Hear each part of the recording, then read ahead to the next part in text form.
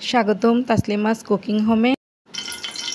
দিয়ে দেবো সয়াবিন তেল, তেজপাতা, লবঙ্গ, কাঁচামরিচ, পেঁয়াজ কুচি, হালকা ভেজে নেব। এবার দিয়ে দেব নুডলস মশলা, পাস্তা মশলা, এখানে হাফ চামচ করে দিয়েছি। হালকা একটু ভেজে নেব। এবার দিয়ে দেব একটা ডিম, আপনারা চাইলে দুটো ডিমও দিতে পারেন।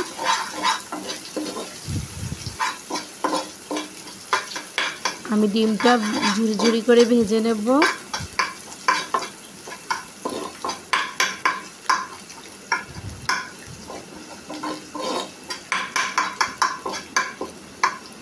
ঝুরি করে ভাজা হয়ে গিয়েছে।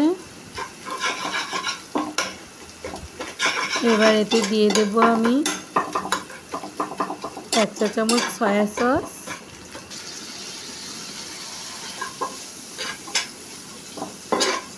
আর দিয়ে দেব 2 টেবিল চামচ চিলি সস,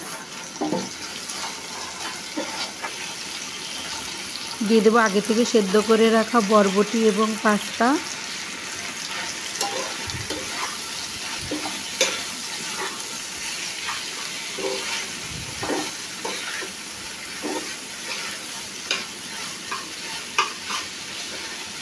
এবার দিয়ে দেব আগে থেকে সেদ্ধ করে রাখা নুডলস।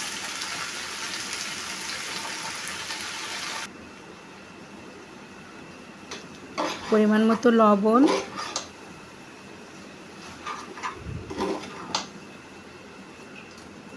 হালকা করে নেড়েচেড়ে মিশিয়ে নেব। খেয়াল রাখবেন এমনভাবে নাড়তে হবে যে নুডলসগুলো ভেঙে না যায়।